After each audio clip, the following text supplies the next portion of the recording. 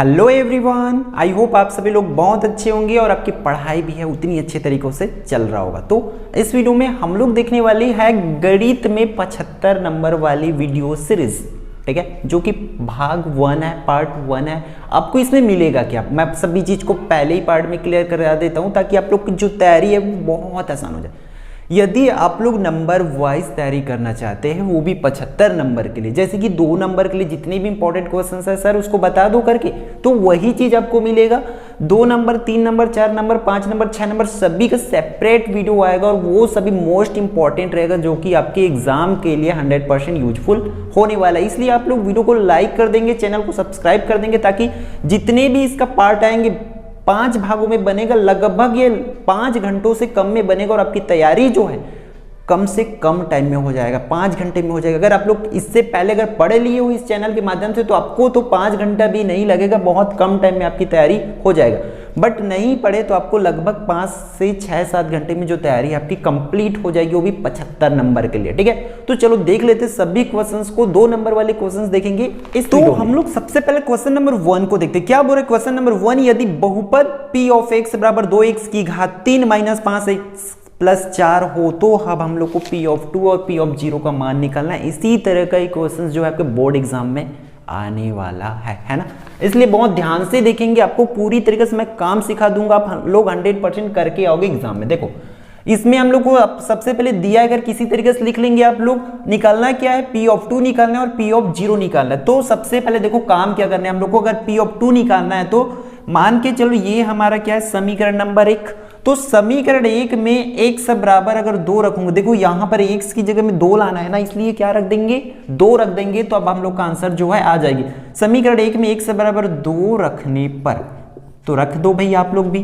कहां है समीकरण 1, ये है ना, तो क्या हो जाएगा, p ऑफ 2 बराबर 2, जहां पर x, यहां पर x है, ये x है, तो दोनों की जगह में कितनी रखते जाएंगे, 2 रखेंगे आप लोग भी।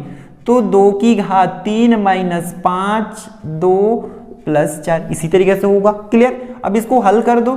2, अब यहां पर देखो जो 2 है वो कितनी बार है, 3 बार है, मतलब इस तरीके से है ना। तो 2 दूनी 4, फिर 4 दूनी 8, तो यहां पर ब्रैकेट में कितनी हो जाएगी, 8 हो जाएगी, माइनस 5 ऑफ 2 प्लस 4, इतना। अब इसके अंदर गुणा करो, 2 का 8 के साथ गुणा करेंगे तो 2 8 16 और 5 दूनी 10 प्लस 4। अब क्या करेंगे, जो जुड़ता है उसको जोड़ दो ना भाई। तो 16 और 4 कितनी हो जाएगी, 16 और 4 20, और 20 में 10 जाएगा तो बाकी रहेगा 10। तो p ऑफ 2 का जो वैल्यू है यही होगा पहला आंसर, ठीक है। उसी प्रकार हम लोग को इसी तरह से क्या लिखना पड़ेगा, इसी तरह समीकरण 1 में x बराबर 0 रखने पर, ठीक है। क्यों, क्योंकि हम लोग का p ऑफ 0 निकालना है। तब क्या हो जाएगी इसके आंसर, देखो p ऑफ 0 बराबर, रखते चलते डायरेक्ट 0 0, इसी में जहां जहां x है वहां पर क्या रखेंगे, 0, तो क्या हो जाएगी 2 माइनस 4, इसी तरीके से होगा। तो p ऑफ 0 बराबर, देखो 0 को कितना बार भी गुणा करें वो कितनी हो जाएगी, 0 हो जाएगी। तो 2 शून्यम 0 माइनस 5 शून्यम 0 प्लस 4 है तो 4 लिख लेंगे। क्लियर। तो p ऑफ 0 को जो वैल्यू है कितनी हो जाएगी, ये दोनों तो गया, तो बाकी क्या रहेगा 4, तो ये हो जाएगी सेकेंड आंसर। इसकी अतः को आप लोग को लिखेंगे, अतः p ऑफ 2 का वैल्यू 10 व p ऑफ 0 का वैल्यू 4 होगा करके लिखेंगे। क्लियर है। अगली क्वेश्चन देख लेते हैं। क्वेश्चन नंबर 2 आपकी स्क्रीन पर है। क्या बोल रहे हैं, एक सरल रेखा की बिंदु क्या है, 2 बिंदु दिया, 1 2 तथा 5 10 से होकर जाती है, ठीक है। कोई एक रेखा है, सरल रेखा है, वो दोनों बिंदु से होकर जाती है, तब उसकी हम लोग को प्रवणता निकालना, मतलब ढाल निकालना है कि वो कितना ढाल में रहेगा, कितना ऊपर रहेगा, कितना नीचे रहेगा, उसी चीज को हम लोग को फाइंड आउट करना है, उसकी स्लोप को, ठीक है। तो इसमें भी सबसे पहले हम लोग इस तरीके से लिखेंगे, माना, क्योंकि बिंदु का नाम को नहीं दिया है इसलिए हम लोग क्या मान लेंगे, माना a बराबर 1 2, उसी तरीके से b बराबर मान लेते हैं इसमें से 5 और 10। क्लियर, यहां तक कर लेंगे। फिर इसमें लिखेंगे यहां x1 बराबर 1 y1 बराबर 2। कहां से आया भाई, यहां से देखो, ये x1 हो जाएगी, ये y1, उसी तरीके से ये x2 और ये y2 होगी नीचे वाली, तो x2 बराबर 5 और y2 बराबर जो हो जाएगी 10। हम लोग को निकालना क्या है, प्रवणता निकालनी है, इसलिए क्या हो जाएगी, प्रवणता का सूत्र क्या हो जाएगा, या लिख लेंगे आप लोग, हम जानते हैं सूत्र करके लिख सकते हैं तब भी चलेगा, ठीक है। क्या होती है सूत्र, y2 माइनस y1 बटा में x2 माइनस x1 होती है। क्लियर। अब सभी वैल्यूज को रख दो, आंसर आपके सामने आ जाएगा। y2 का मान 10 है तो 10 रीड, y1 की वैल्यू 2 है तो 2 बटा है तो बटा, यहां पर 5 रीड 1 हो जाएगा। अब काम जो है करने दो, 10 में 2 जाएगी तो 8, नीचे में 5 में 1 जाएगी तो 4, कटा दो इसको, 4 1 कम 4, 4 दूनी 8, मतलब आंसर कितनी हो जाएगी, 2 हो जाएगी प्रवणता, है ना। ठीक है, इसी तरीके से आपको एग्जाम में करना है। इसमें अतः लिखना नहीं भूलेंगे, अतः रेखा की प्रवणता, सरल रेखा की प्रवणता 2 होगी करके। क्लियर है, इसी तरीके से करेंगे, इसको नोट कर लीजिए, अच्छे से तैयारी कर लेंगे और भी प्रैक्टिस कर लेंगे। अब हम लोग देख लेते हैं क्वेश्चन नंबर 3 और 4 को, ठीक है, जो कि आपके लिए मोस्ट इंपॉर्टेंट है। क्वेश्चन नंबर 3 में क्या बोल रहे हैं, हम लोग को दिए गए आंकड़ों का माध्यिका ज्ञात करना है, और क्वेश्चन नंबर 4 में क्या बोल रहा है, विभेदक ज्ञात करना है ना। तो इन चीजों को समझो, एग्जाम में इसी तरीके के कुछ क्वेश्चंस आने वाले हैं। तो इसमें देखो दिया है करके आप लोग को सबसे पहले इसी तरीके से लिख लेंगे सभी को, फिर दिए गए आंकड़ों को बढ़ते क्रम में लिखने पर मैं अवरोही नहीं कर रहा हूं ताकि आपको कंफ्यूजन हो, डायरेक्ट बढ़ते क्रम बोला हूं, मतलब सबसे छोटा उससे बड़ा उससे बड़ा उससे बड़ा ऐसे होते जाएगा। क्लियर है। तो सबसे छोटा नंबर क्या है भाई इसमें 38, फिर कितनी है 38 के बाद 40 है, 40 के बाद 41, 42, 43, 44 और ये 45। क्लियर यहां तक। फिर नीचे लिखेंगे यहां n बराबर, देखो कितना है इसमें, देखो 1 2 3 4 5 6 7, तो n बराबर 7 जो कि क्या है, विषम है। क्लियर, इस तरीके से लिखेंगे। अब क्या होगी, तब हम लोग लिख सकते हैं माध्यिका, है ना।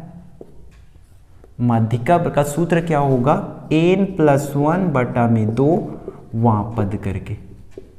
क्लियर है। ये विषय में तब ये फॉर्मूला लग रही है और सम रहेगा तब दूसरी फॉर्मूला हो जाएगी, जो कि 2 नंबर में तो आने से रहा है ना, उसको 3 नंबर वाला में देख लेंगे भाई। ठीक, तब माध्यिका का सूत्र ये हुआ, सभी वैल्यूज को रखते, जब n का वैल्यू 7 है तो 7 + 1 बटा में 2 वहां पद हो जाएगा। क्लियर, 7 और 1 8 बटा 2 वहां पद लिख लेंगे हम लोग इसको, ठीक है। और इसको भाग करेंगे तो 2 1 कम 2, 2 चौकार, तो ये चौथा पद हो जाएगा, 4वां पद। ठीक है, मतलब देखो चौथे नंबर में कौन, 1 2 3 4, तो ये जो है हमारी आंसर हो जाएगी कितनी, 42। अतः में आप लोग लिखेंगे, अतः दिए गए आंकड़ों की माध्यिका 42 होगा करके। ठीक है, क्वेश्चन नंबर 4 में भी इस तरह लिख लेंगे, दिया है करके लिखेंगे आप लोग सबसे पहले। फिर एक चीज को याद रखना, इस लाइन को याद रख लो, चाहे आप सूत्र विधि से हल करो, आपको क्या करना हो, मूलों का योगफल गुणनफल वाला करना हो, चाहे आप लोग को विभेदक निकालना हो, मूलों की प्रकृति निकालना हो, ठीक है, कुछ भी करना हो आप लोग को सेम यही काम करना है। इसको लिखना है, दिए गए वर्ग समीकरण का x की घात 2 + bx + c बराबर 0 से तुलना कर देना है आप लोग को। देखो जब इसको तुलना करेंगे, देखो x की घात 2 इसमें भी, x की घात 2 इसमें भी, लेकिन x की घात 2 के सामने a है ना, तो यहां पर a का वैल्यू 1 हो जाएगा, क्योंकि कुछ नहीं है मतलब 1 लिखेंगे हम लोग। ठीक है, फिर इसमें देखो b की वैल्यू कितनी हो जाएगी, b का जो वैल्यू है यहां पर देखो b की जगह में कितना है, -4, तो -4 हो जाएगी। अब c की बात कर लेते हैं, तो c की जगह पे देखो यहां c, तो यहां पर कितना है, 2। इस तरीका से होगा। हम लोग को निकालना क्या है, अब विभेदक निकालना है ना। तो विभेदक का सूत्र आप लोग को पता होना चाहिए, लिख लेंगे, हम जानते हैं क्या सूत्र, विभेदक। ठीक, तो इसकी विभेदक की सूत्र होगी क्या, विभेदक को हम लोग हमेशा d से दर्शाते हैं, तो d बराबर b का वर्ग -4ac। तो d की वैल्यू जो है कितनी हो जाएगी, आप लोग को वैल्यू रखना पड़ेगा। b की जगह पे -4 का वर्ग -4 इंटू a की जगह पे 1 है तो 1, c की जगह पे 2 है तो 2। क्लियर। अगर यहां पर देखो, अगर ये दोनों में से कोई एक माइनस में रहता तो इसको ब्रैकेट में लिखना पड़ता, लिखने का तरीका भी सीखेंगे आप लोग। -4 का वर्ग है तो 16 माइनस इन दोनों का आपस में गुणा करेंगे तो 8 हो जाएगी, इन तीनों का, है ना। तो d बराबर कितना है, 16 में 8 जाएगा तो 8, यही जो है हमारी आंसर्स हो जाएगी। अब इससे एक और क्वेश्चन बन सकता है कि मूलों की प्रकृति लिखिए करके, तो आपको प्रकृति पता होना चाहिए कि प्लस में होगा तब क्या होगा, माइनस में होगा तब क्या होगा, 0 होगा तब क्या होगा। ठीक है, मुझे ऐसे तैयारी करोगे तो मैं 100% बोल सकता हूँ कि आपकी जो तैयारी है वो कंप्लीट हो जाएगी, अगर इससे रिलेटेड क्वेश्चंस आप कर लेते हो तब। ठीक है, ये दोनों क्वेश्चंस को कर लो। अब अगला क्वेश्चंस देखते हैं, क्वेश्चन नंबर 5 और 6 को। ठीक है, दोनों को बहुत अच्छे से समझ जाओ क्योंकि ये भी मोस्ट इंपॉर्टेंट क्वेश्चंस है। और आपको मैं बता दूं, सिर्फ वही क्वेश्चंस आपको दिखाया जाएगा, वही क्वेश्चंस मैं आपको बताऊंगा जो 2 नंबर के लिए आ सकता है या जिस पार्ट से 2 नंबर के क्वेश्चंस आते हैं। ठीक है, इसलिए बहुत ध्यान से देखेंगे। क्वेश्चन नंबर 5 में क्या बोल रहा है कि बिंदु 08 और बिंदु 60 के बीच की दूरी, मतलब 2 बिंदु दिया हुआ है, इन दोनों के बीच की हम लोग को दूरी निकालना है। ठीक है, ये किसी भी अक्ष पर हो सकता है, किसी भी निर्देशांक पर होगा, उनके बीच की दूरी को निकालना है। ठीक है, और क्वेश्चन नंबर 6 में क्या बोल रहा है कि हम लोग को इसका प्रथम 10 सम संख्या, इसलिए मैं प्रथम 10 सम संख्या लिख लिया हूं दिया है करके, उसकी हम लोग को क्या निकालना है, औसत निकालना है। ठीक है, तो दोनों क्वेश्चंस को मैं अच्छे से बताऊंगा। वीडियो को अगर आप लाइक नहीं किए हो, ठीक है, वीडियो को लाइक नहीं किए होंगे तो लाइक कर देंगे ताकि जो ज्यादा से ज्यादा बच्चों तक आपका ये वीडियो जो है पहुंच पाए और आपको बाकी आने वाले पार्ट्स की भी अपडेट आसानी से मिले। इसके लिए चैनल को सब्सक्राइब कर देंगे, बेल आइकन को ऑन करके रखेंगे। ठीक है, अब यहां देखो P और Q को माना क्योंकि नाम नहीं दिया था उसमें, इसलिए मैं बिंदु बस दिया था, नाम नहीं दिया था, इसलिए मैं नाम माना P बराबर इतना, Q बराबर इतना। यहां देखो सिमिलरली जैसे पिछले क्वेश्चन में किए, यहां x1 का मान 0, y1 का वैल्यू 8 होगा। उसी तरह x2 की वैल्यू जो होगी 6 और y2 की वैल्यू जो होगी 0। क्लियर? फिर हम लोग को क्या दूरी का सूत्र पता है, हम जानते हैं करके लिखेंगे यहां पर। ठीक है, तो दूरी बराबर क्या होती है, दूरी की जो सूत्र होती है, ठीक है, PQ बराबर करड़ी x2 माइनस x1 पूरे का वर्ग प्लस y2 माइनस y1 पूरे का वर्ग होगा।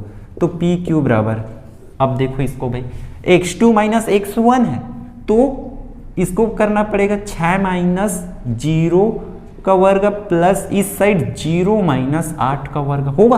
तो PQ की वैल्यू जो है क्या हो जाएगी, 6 में 0 जाएगा तो 6 का वर्ग प्लस यहाँ 8 में 0 घटेगा तो माइनस 8 ही बाकी रहेगा, तो इसका भी वर्ग हो जाएगा। तो PQ बराबर, अब देखो 6 का वर्ग कितना हो जाएगा 36 और 8 का वर्ग कितना हो जाएगी 64, और दोनों को जब हम लोग जोड़ देंगे तो करड़ी कितनी हो जाएगी 100 हो जाएगी। और करड़ी 100 का जो मान होता है वो कितनी होती है 10 होती है, उसकी वर्गमूल, यही आंसर होगी। इसको इकाई में लिखेंगे, 10 इकाई होगी, अतः में लिख लेंगे दोनों बिंदुओं के बीच की दूरी 10 इकाई होगा कर। क्लियर?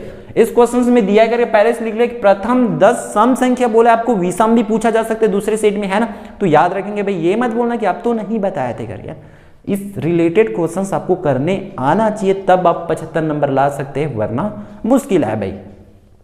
ठीक, तो काम सीखो, दूसरा करके देख सकते हैं, आप लोग के पास टाइम तो बहुत रहेगा, है ना, दिया करके लिख लिए। अब देखो इसमें क्या करना है हम लोग को, सम हो गया, फिर औसत का सूत्र क्या होता है ना, तो औसत का सूत्र होता है, इसको औसत भी बोल सकते, समांतर माध्य भी बोल सकते, सिर्फ माध्य भी बोल सकते। याद रखना प्रेक्षणों का योग बटा प्रेक्षणों की संख्या, ये फॉर्मूला तो याद होगी आपको, क्लास 8 से पढ़ते आ रहे हो, है ना, तो वही फॉर्मूला लगेगी इसमें, हम लोग समेसन x बटा n कर देंगे।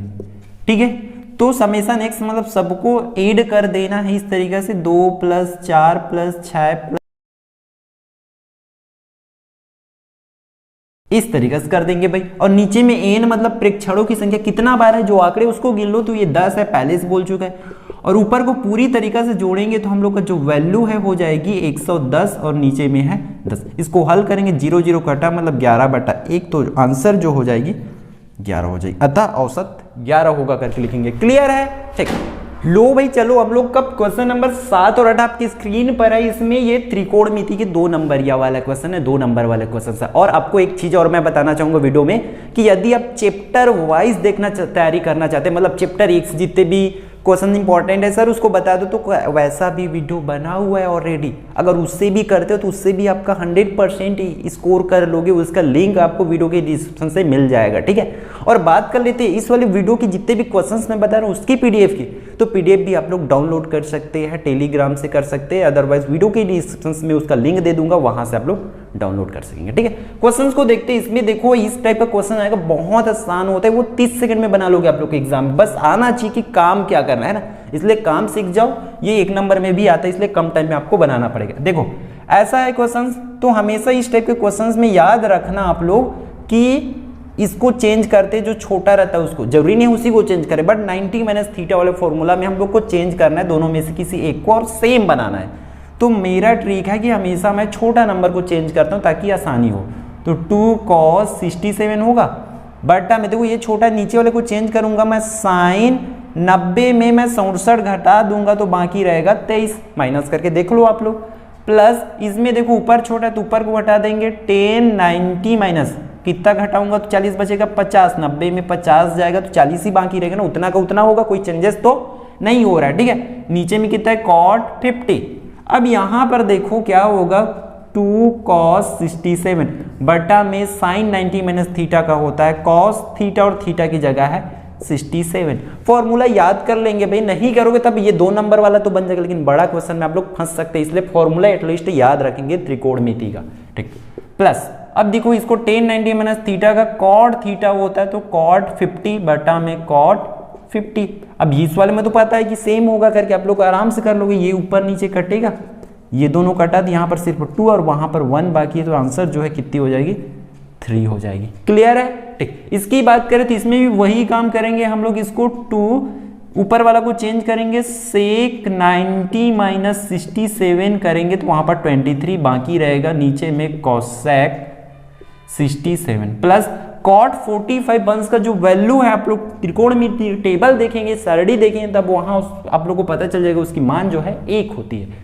ठीक है, तब देखो यहां पर 2 sec 90 माइनस थीटा का होता है cosec थीटा तो और 60 हो जाएगा 67, cosec 67 प्लस 1, ये भी कट जाएगा तो 2 प्लस 1, मतलब इसका भी जो आंसर है क्या हो जाएगी, 3 हो जाएगी। क्लियर है यहां तक? ठीक है, देखो कितनी आसान है, बस आपको करना है इसको बैठ करके भाई, तभी वो कर पाओगी स्कोर, वरना मुश्किल है, अगर देखे नहीं बस से कुछ नहीं होने वाला, आपको इसका प्रैक्टिस करना पड़ेगा, अगर समझ जाते हो तो अच्छी बात है। अब हम लोग अगला क्वेश्चन देख लेते हैं, क्वेश्चन नंबर 9 और 10 को, दोनों में क्या करना है हम लोग को, x के मान को ज्ञात करना है, यदि ये है तब हम लोग को x के मान को ज्ञात करना है। देखो इसमें एक चीज समझना पड़ेगा बेसिक पॉइंट की, जो डबल डॉट है ना उसका मतलब होगा बटा, और जो 4 डॉट है 4 बिंदु उसका मतलब होगा बराबर, याद रख लेंगे, डबल का बटा 4 का बराबर। ठीक है, तो उसी को देखो 14 डबल का क्या बताओ, बटा कर दो, है ना 35, और इसका बराबर